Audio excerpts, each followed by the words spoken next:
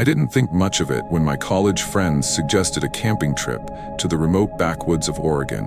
We were young, restless, and eager for adventure, and the idea of disconnecting from our screens for a weekend seemed perfect. The promise of towering pines, crisp air, and a blanket of stars was too tempting to pass up. But if I'd known what was waiting for us out there, I'd have never agreed to go. The group consisted of 6 of us: me, Ryan, Claire, Beth, Luke, and our self-proclaimed outdoorsman, Nick. Nick was the one who found the campsite, a secluded spot near a rarely visited lake. He boasted about its beauty, claiming it was untouched and off the beaten path. Looking back, those were red flags I should have paid attention to. The drive out there was uneventful. The paved roads turned to gravel, and the gravel eventually became a narrow dirt path flanked by dense forest. Nick had to stop the car at one point because a fallen tree blocked our way. "This is what adventure's all about," he said with a grin as we hauled our gear and continued on foot. The lake was as picturesque as Nick promised. Its surface was a perfect mirror reflecting the green canopy above. We set up camp on a small clearing near the water, pitching our tents and gathering firewood. Spirits were high as we roasted marshmallows and shared ghost stories around the fire. Ryan's story about a murderous hitchhiker got a good laugh out of everyone, but Claire's face stayed serious. "You're laughing now, but the wilderness is no joke," she said. "People go missing out here all the time." "Yeah, and it's usually because they're not prepared," Nick shot back. "We're fine. We have a map, GPS, and plenty of supplies." That reassured most of us. Most. The first night was uneventful, but the second day brought an undercurrent of unease. We were hiking around the lake when Nick veered off the path, insisting there was a shortcut to a nearby ridge. The trail quickly disappeared, replaced by thick undergrowth. "Trust me," he said, but his confidence wavered when we stumbled across something unexpected. It was a rusted-out truck, almost completely consumed by the forest. Vines snaked through its broken windows, and moss coated its hood. There were no roads nearby, no sign of how it got there. Luke poked his head inside and found an old sleeping bag and a torn backpack. Beth pulled a faded photo from the backpack, a young man and woman smiling in front of the very lake we'd camped at. "Creepy," Claire muttered, her eyes darting around the trees as if someone might be watching. "Let's go back." But Nick wouldn't hear it. He pressed on, leading us deeper into the woods. The air felt heavier the further we went, the sunlight dimming as the trees grew denser. Then we found the cabin. It looked abandoned, weathered wood, a sagging roof, and a porch covered in rotting leaves. Nick, of course, wanted to check it out. "Come on, when will we ever find something like this again?" "Maybe for good reason," Claire said, but she followed us inside anyway. The interior was worse than the exterior. The floor creaked under our weight, and the walls were covered in strange markings. At first, I thought they were just scratches, but the more I looked, the more deliberate they seemed. Symbols, maybe, or letters in a language I didn't recognize. A rancid smell lingered in the air, and Beth nearly gagged when she opened a cupboard to find it stuffed with animal bones. "This is messed up," Ryan said. "We should leave." "Guys, check this out," Nick called from another room. He was standing over a table where a stack of notebooks lay. He opened one and flipped through the pages. "Looks like someone was living here, or hiding here." The notebooks were filled with scrawled notes and crude drawings. Most of it didn't make sense. Ramblings about the forest being alive, about something watching. One entry caught my eye. "If you're reading this, it's already too late. The forest doesn't let you leave." I laughed nervously. "This has to be a joke, right? Like some kind of elaborate prank?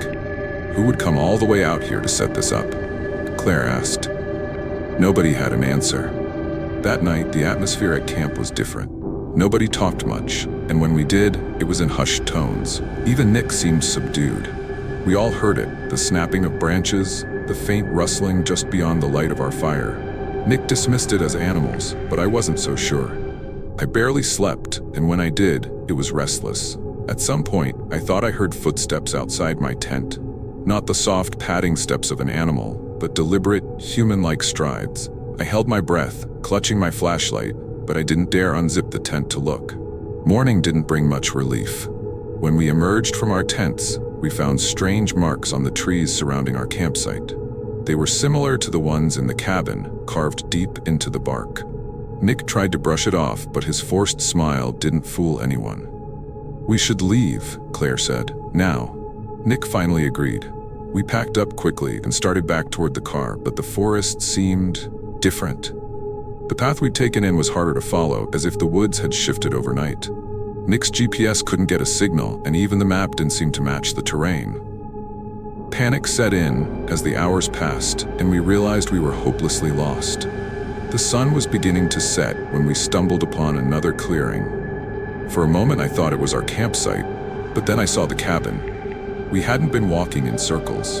The forest had brought us back. None of us wanted to stay there, but as darkness fell, we had no choice. The cabin was our only shelter. We barricaded the doors and windows as best we could and huddled together in the main room, our flashlights the only source of light. The night stretched on, every creak and groan of the cabin amplified by our fear. And then we heard it. Footsteps on the porch. Claire whispered, "Don't move." The footsteps stopped, replaced by a heavy, deliberate knock on the door. Once, twice, 3 times. Nobody breathed. When the knocking stopped, we thought it was over, but then the door handle began to turn. I don't know what possessed Nick to move, but he lunged forward, throwing his weight against the door. "Go away," he shouted.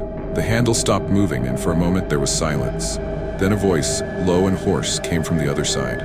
"You can't leave." We didn't sleep that night.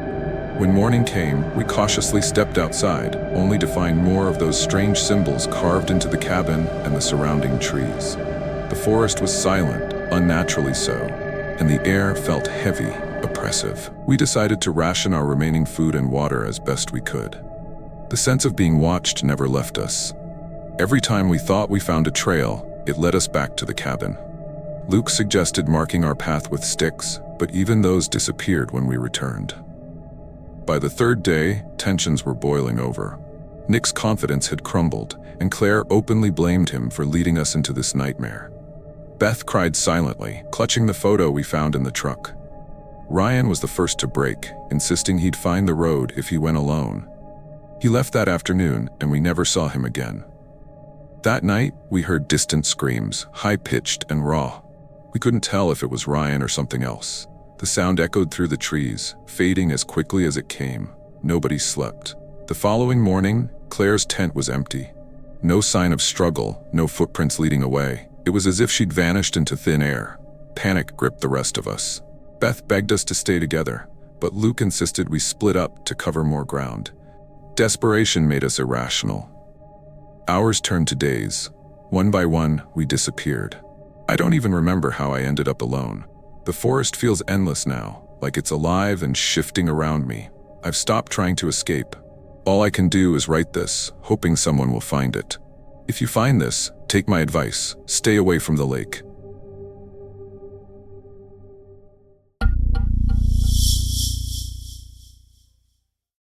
It started as a simple plan, a weekend of solitude in the great outdoors. I had been yearning for some peace and quiet, away from the constant buzz of city life. The idea of camping alone in the wilderness felt like the perfect escape. The forests near Blackstone Ridge, with their dense trees and winding trails, seemed like an ideal location. Remote, but not too remote. Adventurous, but not reckless. I arrived at the trailhead early that Saturday morning. The air was crisp, carrying a faint smell of pine and damp earth. My backpack was loaded with essentials: a tent, sleeping bag, food, water, a small first aid kit, and a flashlight.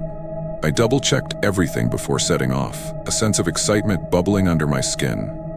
The hike to the campsite was uneventful, though the silence of the forest was unnerving at times. No cars, no voices, not even the distant hum of power lines. Just the occasional rustle of leaves and the steady crunch of my boots against the gravel path. It was calming in a way, though I couldn't shake the feeling that I was being watched. I brushed it off as nerves. By late afternoon, I reached a clearing by a small stream. It was perfect. The sound of running water added a soothing backdrop to the scene, and the sunlight filtering through the trees gave the place a golden glow.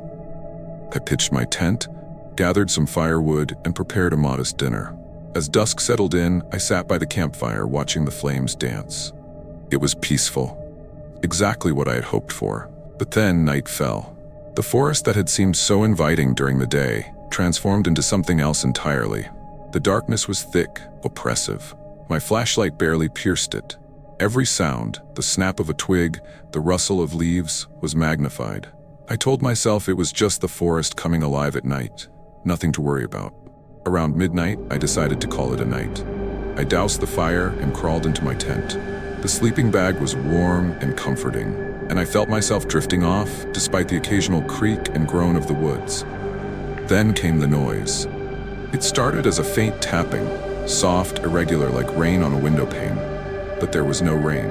My eyes snapped open, heart pounding. The sound was coming from outside the tent, near the stream. I froze, straining to listen. The tapping continued, slow and deliberate. It's probably just an animal. I whispered to myself, though the words felt hollow. A raccoon or a deer, maybe. Nothing dangerous. Still, the sound was unnerving. I grabbed my flashlight and unzipped the tent just enough to peek out. The beam of light cut through the darkness, revealing the stream, the trees, the rocks. Nothing else. I exhaled, relieved, and zipped the tent back up. But as I lay there, the tapping started again. Louder this time. Closer. My mind raced. Should I stay in the tent? Go outside and check? What if it wasn't an animal? What if it was another person? The thought sent a shiver down my spine. I decided to wait it out. Whatever it was, it would eventually leave. Or so I hoped. The tapping continued for what felt like hours, punctuated by periods of silence. I barely slept, every nerve in my body on edge. By the time dawn broke, the noise had stopped, and the forest felt normal again. Birds chirped, and sunlight streamed through the trees. It was almost enough to make me believe I had imagined the whole thing. Almost. I spent the morning exploring the area, trying to shake off the unease from the night before. But as I walked along the stream, I noticed something that made my blood run cold. In the mud near the water were footprints. Human footprints. Barefoot.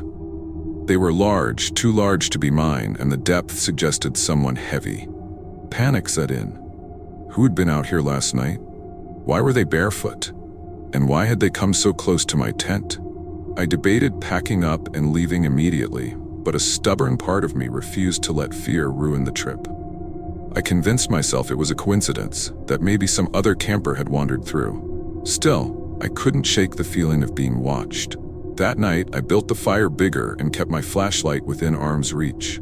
I told myself I'd stay up, keep watch, but exhaustion got the better of me. I must have dozed off because the next thing I knew, I was jolted awake by a sound outside the tent. Not tapping this time. Breathing. Heavy, labored breathing. I sat up, every muscle in my body tense. The sound was right outside the tent, so close I could feel the vibration of each breath. My heart hammered in my chest as I fumbled for the flashlight. My hands were shaking so badly it took several tries to turn it on. When I finally did, I unzipped the tent just enough to shine the light outside. Nothing, just the forest, quiet and still. But the breathing continued, low and guttural, moving now, circling the tent. I could hear leaves crunching underfoot, slow and deliberate. Whoever or whatever it was, they were playing with me. "Who's there?" I shouted, my voice cracking. No response, just the breathing, the crunching of leaves. I grabbed the knife from my pack, my mind racing. Should I make a run for it? Stay and confront whoever it was? Neither option felt safe. And then, as suddenly as it had started, the noise stopped. The silence was deafening. When dawn finally came, I packed up my things as quickly as I could and started back down the trail. As I hiked, I couldn't shake the feeling of being followed. I glanced back constantly, my eyes scanning the shadows. At one point I thought I saw movement among the trees, a dark figure slipping between the trunks. But when I stopped to look closer, there was nothing there. By the time I reached my car, I was a nervous wreck. As I loaded my gear, I noticed something tucked under my windshield wiper. A single muddy handprint, large, unmistakable. To this day, I don't know who or what was out there with me. I've told myself it was just another camper, maybe playing a prank, but deep down, I know that's not true. There was something about the way they moved, the way they stayed just out of sight. It wasn't natural. I haven't been camping since.